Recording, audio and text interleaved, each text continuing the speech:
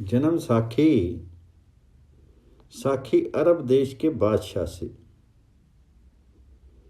एक दिन मर्दाने ने कहा, हे गुरुजी, अरब देश कैसा है? तो गुरुजी ने कहा, हे मर्दाना, क्या तेरा मन अरब देश को देखने को चाहता है? यदि तुझे इच्छा है तो हम तुमको वहां ले चलेंगे। बस गुरुजी हम दोनों को लेकर के अरब में जा पहुंचे। उस देश का बादशाह उस समय लाजवरद नाम का था। ये बहुत ही जालिम था। जो कोई हिंदुस्तान का निवासी वहां आ जाता तो बादशाह उसकी गर्दन उड़ा देता था। जब लोग बहुत दुखी हुए तब उन्होंने ईश्वर के दरबार में प्रार्थना की तथा उनकी पुकार ईश्वर के द्वार में स्वीकार होगी। एक दिन गुरु नानक जी के प्रति आकाशवाणी हुई कि हे नानक, मैं तेरे ऊपर अति प्रसन्न हूं। मैं तुझे ये खलीता भेज रहा हूं। वह खलीता तो गुरु जी ने ले लिया। उस खलीते पर ईश्वरीय भाषा के अक्षर थे। अरशी, तुर्की, अरबी, फारसी तथा हिंदी के अक्षर थे। वह खिलता पहन करके गुरुजी उस नगर के बाहर जा बैठे। जब लोगों ने देखा तब बादशाह से कहा, हे जांपना, बाहर एक संत बैठा हुआ है। उसके गले में चोला है। उस पर तक कुरान शरीफ के 30 पारे लिखे हुए हैं। तब बादशाह ने वजीर को कहा, तुम जाओ और उस फकीर के गले से वह खिलता उतार करके ले आओ। तब वजीर गुरुजी के पास आया, कहने लगा, हे साईं जी, ये खिलता उतार कर हमें दे दो, क्योंकि बादशाह का यही हुक्म है। यदि तुमने शाही हुक्म नहीं माना तो बादशाह तुमको दुख देगा। वजीर का संकेत पाकर के नौकरों ने वह कुर्ता उतारना चाहा, पर वह बदन से कौन उतार सकता था? खिलता नहीं उतरा। तब सभी ताकत लगा करके थक गए। तब उन्होंने बादशाह से जाकर कहा, हे जहांपना, खिलता नहीं उतरने का। तब बादशाह ने अति क्रोध के साथ कहा कि तुम उस हिंदू फकीर को दरिया विच डुबो दो। बस वजीर ने अपने नौकरों को हुक्म दिया कि इस फकीर को दरिया में डूब दो। तब नौकरों ने कहा कि गुरुजी को बहते दरिया में डुबो दिया। देखने वाले तमाशा देखते रहे, परंतु अचंबा ये था कि ना तो गल का कुर्ता ही भीगा और ना ही गुरुजी को जल ने स्पर्श किया। वरुण देवता ने गुरुजी को अपने हाथों में उठा लिया तथा गुरुजी के चरणों पर नमस्कार किया। जब वरना ने गुरु को आदर के साथ किनारे पर बिठा दिया तब सभी लोग अचंभे में आ गए। जब बादशाह ने ऊपर की बात सुनी तब फिर महान क्रोध में आकर के हुक्म दिया कि उस फकीर को आग में जला दो। वजीर ने गुरु के इर्द गिर्द लकड़ी इकट्ठी करके आग लगा दी। उस समय अग्निदेव ने गुरु जी के चरणों पर नमस्कार किया और आग ने गुरु जी का कुछ भी बिगड़ने नहीं दिया। फिर देखने वाले लोग अत्यंत ही परेशान हो गए। बादशाह ने यह भी तमाम बात सुनी तो कहने लगा, यह फकीर कोई जादूगर है। इसे किसी पहाड़ के ऊपर से घेर करके खत्म कर दो। वजीर ने एक बहुत ऊंचे पहाड़ से गुरु जी को नीचे पटक दिया। पवन देवता ने गिरते हुए गुरु जी को अपने हाथों पर रख लिया तथा रंचक भी चोट नहीं लगी तथा एक फूलों के सुंदर मंच पर गुरु जी को सब ने बैठे देखा। देख करके लोग भयभीत हो गए। लोगों ने बादशाह को कहा कि वह साधु अभी तक जीवित है। तब बादशाह ने वजीर को बुला करके कहा, ये साधु कोई भारा जादूगर है, इसे कोई बड़ा सा गहरा गड्ढा खोद करके उसमें डाल करके ऊपर मट्टी पत्थर आदि घेर करके दबा दो। वजीर ने वैसे ही किया। गुरु जी को एक गड्ढे में डाल करके हजारों मनों के पत्थर आदि के डाल दिए तथा फिर सभी अपने अपने घरों को आ गए। जब दूसरे दिन लोग उधर गए तब उन्होंने गुरु जी को वहीं चौंकड़ा मारे हुए बैठे देखा। अनेक जो बुद्धिमान थे कहने लगे कि भाई, जिसका भगवान रक्षक हो उसनु कौन मार सकता है। फिर लोगों ने बादशाह को गुरु जी का जिंदा निकलना बताया तो फिर बादशाह ने वजीर से कहा कि उस फकीर को मेरे सामने ला करके उसकी ग्रीवा उतारी जाए। अब गुरु जी को बादशाह के सामने ला करके कत्ल करने लगे। तब जो भी शस्त्र चलाते थे वह एक भी बाबा जी ਨੂੰ आघात नहीं पहुंचाता था। बादशाह को अत्यंत क्रोध हुआ, फिर हुक्म दिया कि इसको सूली पर चढ़ा दिया जाए। जब जल्लाद उसे सूली पर चढ़ाने लगे तब वह सूली सब्ज हो गई, जैसे सूखा वृक्ष हरा हो जाता है। सभी लोग और वजीर हैरान हो गए तथा भयभीत हो गए, कहने लगे,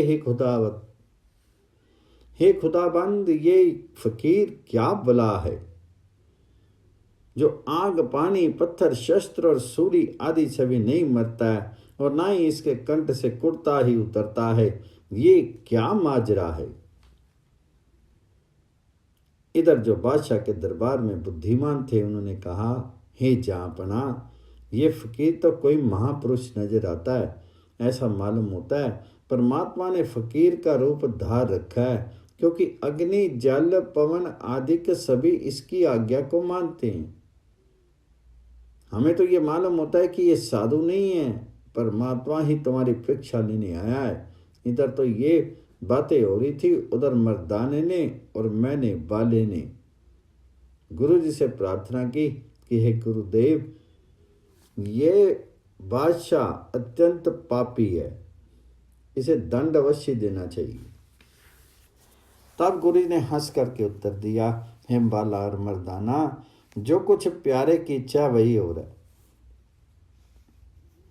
हमें तो उस परमेश्वर की आज्ञा है कि हम संसार को अच्छे मार्ग पर लगाएं।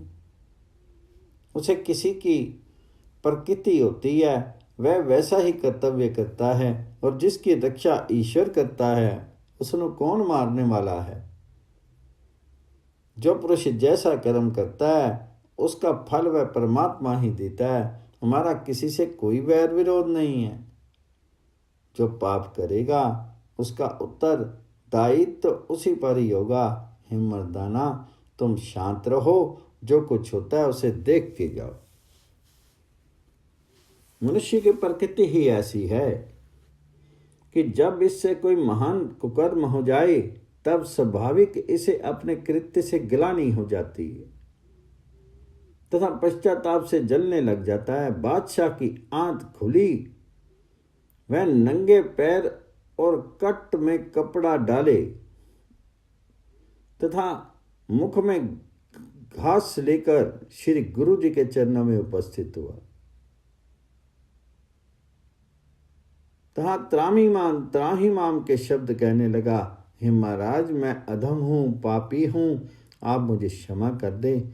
मैं भारी गुनाहगार हूँ और आप बख्शनहार हैं, मुझ पर कृपा करो।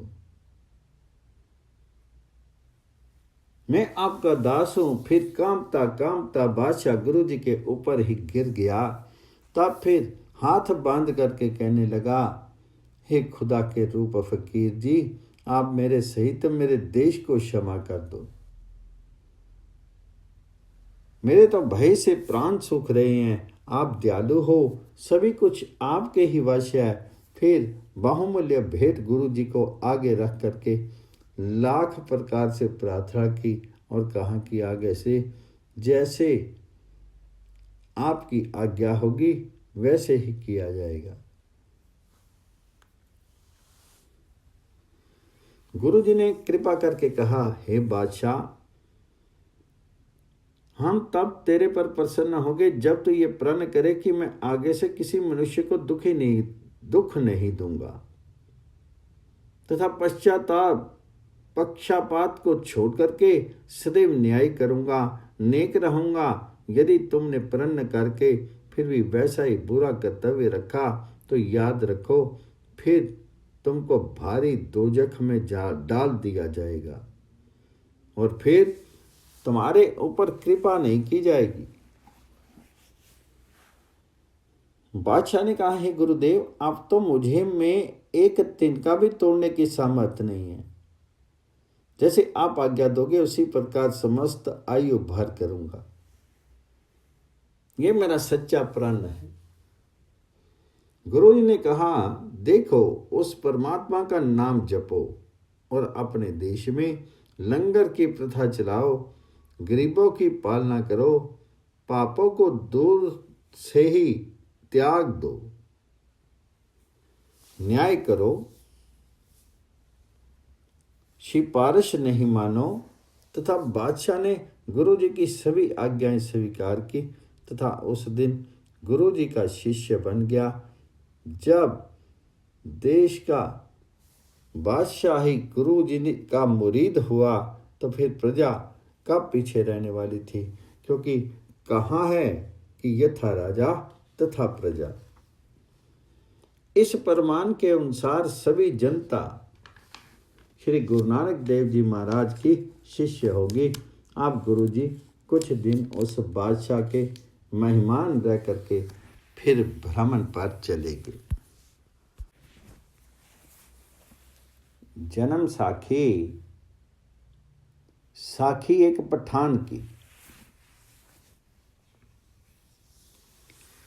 एक बार गुरुजी भ्रमण करते करते पठानों की बस्ती में जा पहुंचे। गांव के बाहर एक हुंजरा था।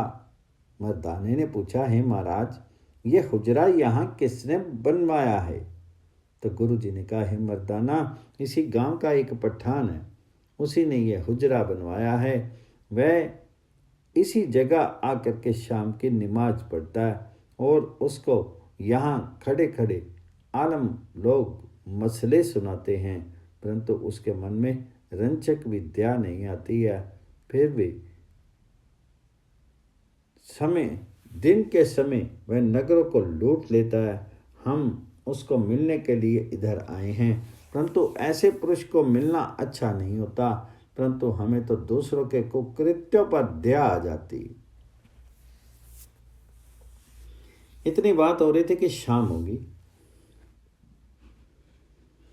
तब मैं पठान बड़े अहंकार के अंदर आया हुआ इस हुजरे में आ गया। काजी मुल्ला जो उसके साथ थे सभी नमाज के पश्चात मसले कहने आरंभ किए। तब वह पठान सुनकर धन्य अल्लाह, धन्य है खुदा, इस किस्म के शब्द कहने लगा। गुरुजी तो निकट ही बैठे थे, उनकी ओर देख करके हंसने लगे। तब उस पठान ने कहा, हे वकील, हम खुदा का नाम ले रहे हैं और तुम हंस रहे हो। ये हंसी गैर वाजिब है। तब श्री गुरु जी ने एक श्लोक का उच्चारण किया। श्लोक में पहला, अरना बाजाते सिकंदरा इन पढ़िया नाऊं, फादी लागी जात फाइन अगे नहीं थाऊं। सो पढ़िया सो पंडित दिबीना, जिन्नी कामना नाऊं। पहलो दे दड़ अंदर जम्मे, उपरी होवे छाऊं। राजे सिंह मुकद्दम कुत्ते, जाई जगाइन बैठे सुत्ते। चाकर नहिंदा पाइन काऊं, रत पित कुत्ती हो चट जाऊं। जिथे जियां होसी सार, नक्की वड्डी लाइतवार। जब उसने गुरु जी के मुख से ये श्लोक सुना तो कहने लगा, हे फकीर साईं, क्या ईश्वर का नाम जपने से छुटकारा नहीं होगा? तो और किस प्रकार से छुटकारा आ सकता है? तो गुरु जी ने कहा, हे पठान, तो भूला हुआ है। यहां तो तुम मसले सुनता है और खुदा का नाम भी लेता है, तथा नगर में जाकर के तू पूरा पूरा मक्कार बन जाता है तथा गरीबों का खून पीता है। इन फ्रेवी कर्मों के लिए परमात्मा तुझको दंड देगा और फरिश्ते तुमको नरकों में डाल देंगे। पठान ने कहा, हे साई, मैं तो अपना लाभ देख करके खुदा का नाम लेता हूं। फिर अंतर्यामी श्री गुरु नानक देव जी महाराज ने एक और शब्द का उच्चारण किया। राग मलार, श्लोक महला पहला। सौ मन अस्ति क्यों गुड़ खावे, पांच से दाना खाई, डक्के फूके खे उड़ावे, साई गया पछताई, अंधी फूक मोई देवानी, खुशम मिट्टी फिरी पानी, अधगुला चिड़ी का चुगन गैन बड़ी बिल्लाई, खसमे भावे ओहा चंगी, जे करे खुदाई खुदाई, सकता निहूं मारे से मिरिया, सब पिछे मैं खाई, हो तो सताना कोरोना मावे, साही गई है पछताई, अंधा किसनो बुक सुनावे, खसमे मुल न पावे, अक्सो प्रीत करे अकतरिया, अक सो प्रीत करे अकतीड़ा, अक डाली बही खाई, खसमे पाहे ओह चंगा, जे करे खुदाई खुदाई। नानक दुनिया चार दिहाड़े, सुख कीते दुख होई, गल्लां वाले हैन कनेरे, छड्डू न सके कोई, मखड़ी मिठे मरना, जिन तू रखी तिन नेड़े ना आवे, तिन पौ सागर तरना। जब ये श्लोक गुरु जी ने सुनाया तब पठान ने गुरु जी के चरणों पर सिर रख दिया और कहा, हे महाराज, हमने जाना कि राज्य में आनंद है, हाँ तो अब जाना है कि राज्य के पश्चात नरक होगा। ये भारी दुख है। अब हमारी सदगति कैसे होगी? ये सुनकर के गुरु जी ने एक पवित्र श्लोक का फिर उच्चारण किया। राजमाल रूप जाति जोबन पंजे ठग, इन्नी ठगी जग ठगया, किने न रखी लज, ऐना ठगन ठग से जे गुर की पैरी पाई, नानक कर्मा बारे होर केते जाई।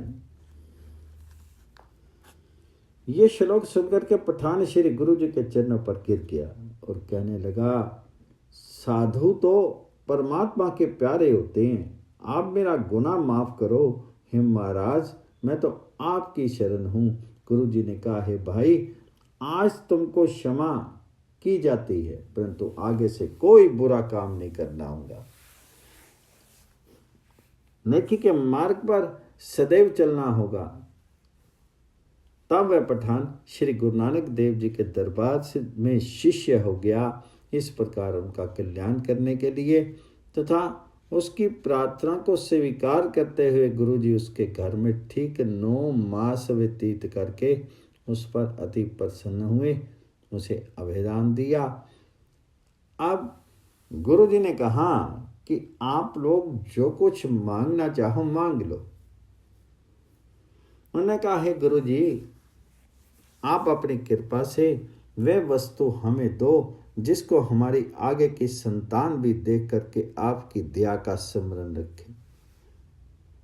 गुरु जी ने कहा, आप कड़ा प्रसाद बनाओ जिसे मैदा, चीनी और घी बराबर का हो।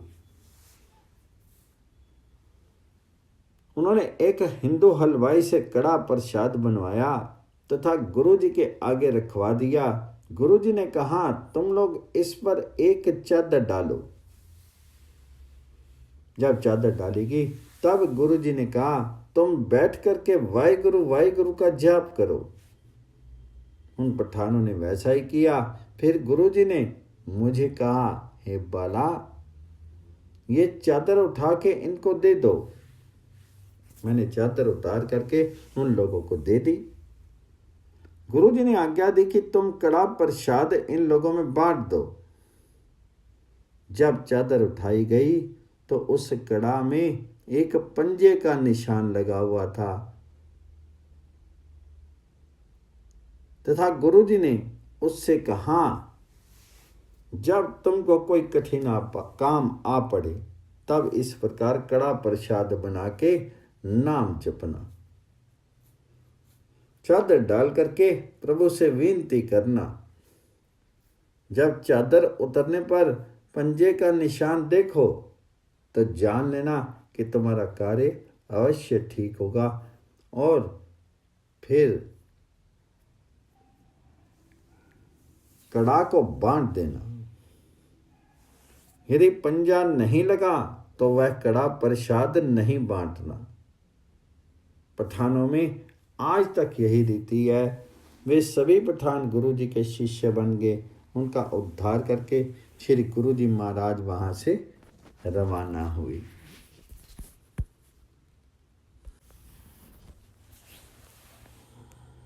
जन्म साखी।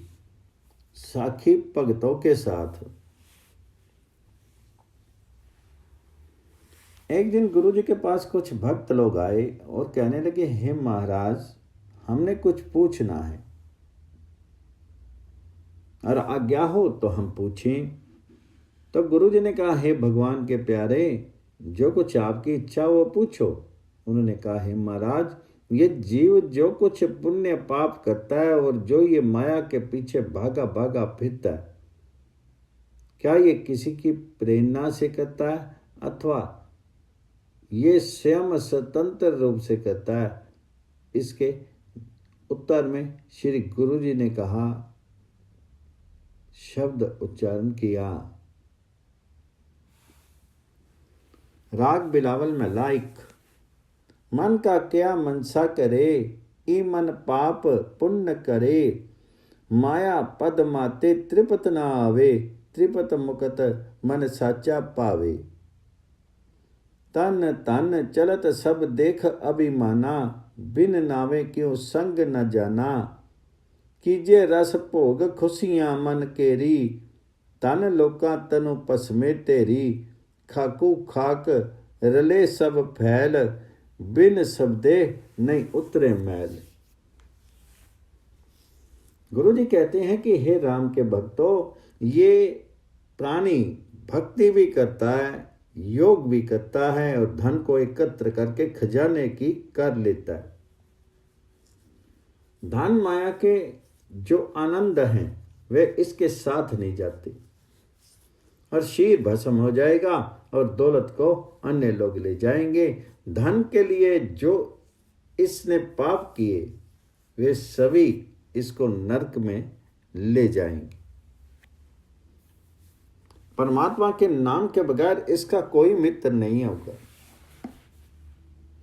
जब तक वह परमात्मा का भजन और गुरु के शरण प्राप्त नहीं करेगा तब तक इसकी मैल दूर नहीं होगी।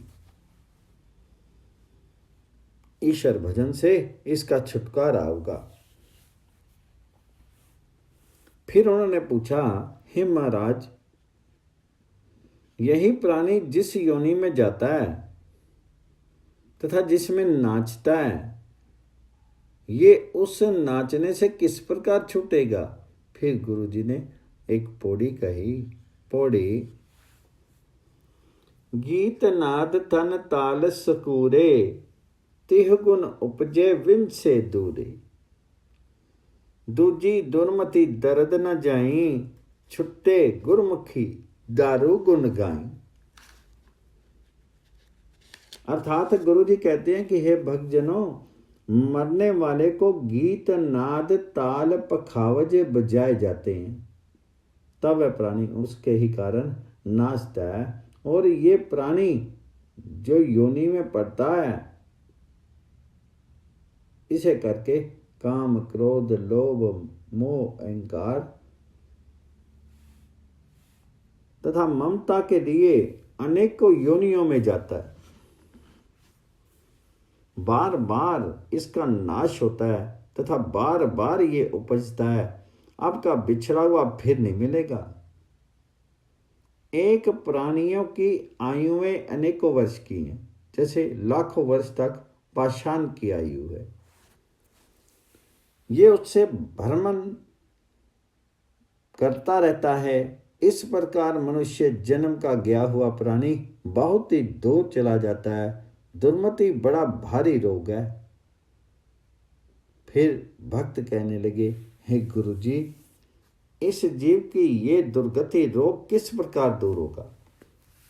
तो गुरु जी ने कहा, इसका इलाज प्रभु का नाम है। जब ये नाम स्मरण करता है तब ये रोग अपने आप ही दूर हो जाता है। फिर उन भक्तों ने कहा, हे गुरु जी, एक वैष्णव कहलाते हैं तथा एक तपस्वी तथा एक पंडित कहलाते हैं और एक जैनी आदिक हैं, इनमें उत्तम कौन से हैं? फिर गुरु जी ने पौड़ी कही, धोती उजल तिलक गलमाला, अंतर क्रोध पड़ी नहीं छाला, नाम विसार माया मद पिया, बिन गुरु भगत नहीं सुख थिया। अर्थात गुरु जी ने कहा कि हे भक्तों, ये सभी नट की विद्या है। जैसे नट नाटक करता है वे वैसा ही प्रतीत होता है। जैसे धोतियाँ पहननी, मालाएं धारण करनी, तिलक आदि, ये वैष्णव के स्वांग हैं। नट की भांति जब इसके मन में काम आरिक ममता माया रहती है तथा क्या यदि बाहर का स्वांग कर लिया तो क्या उस परमात्मा की अनन्य भक्ति के बिना भक्त नहीं कहला सकते। फिर उन्होंने कहा, हे गुरु जी, जो मुख से तो किसी को गुरु कहते हैं परंतु गुरु आज्ञा की अवहेलना करते हैं, उनकी क्या गति होगी? फिर गुरु जी ने आगे की एक पौड़ी का उच्चारण किया। पौड़ी है, सुकर स्वान गर्दम मंझारा, पशु मलेच्छ नीचे कंडारा, गुर के मुंह फेरे तिन जोन भोगिए, बंधन बांधिया मर आइए जाइए। अर्थात गुरु जी कहते हैं कि जो गुरु जी की आज्ञा नहीं मानते हैं वे प्राणी सुर, चंडाल, कौआ, कुत्ता आदि की योनि को पाते हैं। अन्य सभी की सी पशु योनियां हैं, उनमें जाएंगे तथा भूत प्रेत आदि बनेंगे। ये सभी योनियां निषिद्ध मानी गई हैं। गुरु की अवहेलना से वही योनियां प्राप्त होती हैं। फिर उन्होंने कहा, हे महाराज, जो सतगुरु को प्राप्त करके सदैव उनके सन्मुख रहते हैं उनकी गति क्या होती है, कृपया ये भी बता दीजिए। फिर गुरु जी ने आगे एक पौड़ी मुख से उच्चारण की। गुर सेवाते लहे पदारथ, एदे सदा रहे के तारथ, सच्ची दरगाह पूछना होई, माने हुक्म सिज्जे दर्श होई। गुरु जी ने कहा, हे भगवान भक्तों, जो प्राणी उस परमात्मा की भक्ति तन मन धन लगा करके करते हैं उनका ये जन्म सफल होता है। जो प्रेम रूपी उत्तम पदार्थ है उसको मिलेगा।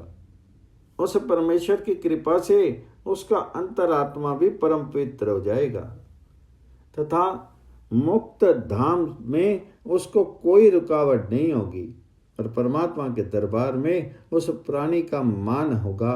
हे भक्तों, उस परम धाम में वही जाएंगे जिन्होंने उस भगवान के नाम का स्मरण किया। फिर उन्होंने पूछा, हे महाराज, जो उस परम पुरुष को जानना चाहे तो वह कौन सा यत्न करे? फिर गुरु जी ने एक पौड़ी उच्चारण की। पौड़ी, सतगुर मिले ता कोई जाने, रे रजाई हुकम पछाने, हुकम पछाने सच्चे दरवास, काल बिकाल शब्द गे नास। अर्थात गुरु जी ने फरमाया कि हे मित्रों, ये प्राणी पहले गुरु जी के बताए मार्ग पर चल करके उस परमात्मा की पहचान करे, सुख दुख आदि द्वंद्वों को एक समान जाने। जब इस जीव को इसका आसार प्राप्त होता है, फिर वह बोले, हे महाराज, जो प्राणी गृहस्थ आश्रम में रह करके परमेश्वर की सेवा करता है, उसे किस प्रकार करना उचित है।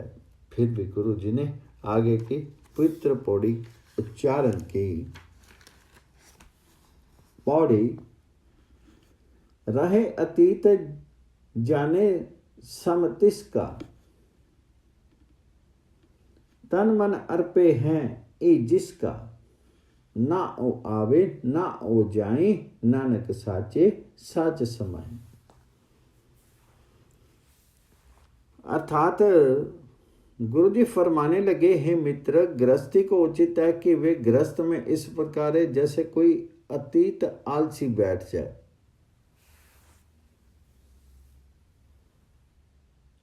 उसे प्रथम दिन ये ज्ञान होता है कि मेरा इस नगरी में कोई भी नहीं है, एक परमेश्वर ही मेरा है, बाकी सभी दूसरे हैं मेरे, और ये नगरी भी दूसरों की है। मैं तो एक निराशा हूं, मैं निराश हूं, सिवाय उसके और मेरा कोई भी नहीं है, तथा मैं तो उस परमात्मा का हूं। यदि कोई ईश्वर अर्पण रोटी देगा तो मैं खाऊंगा, नहीं तो ये रात्रि स्वयं बिहाए जाएंगे। इस प्रकार गृहस्थी को जानना चाहिए, अर्थात धन दारा सुत तथा अन्य वस्तु सभी परमात्मा को जाने। ऐसा गृहस्थी मोक्ष को प्राप्त करता है। तब सभी गुरु जी के चरणों पर गिरे और स्तुति की। गुरु जी ने कहा, ईश्वर स्मरण करो, उस प्रभु का नाम लो, फिर वे शिष्य हो गए। धन्य गुरुदेव।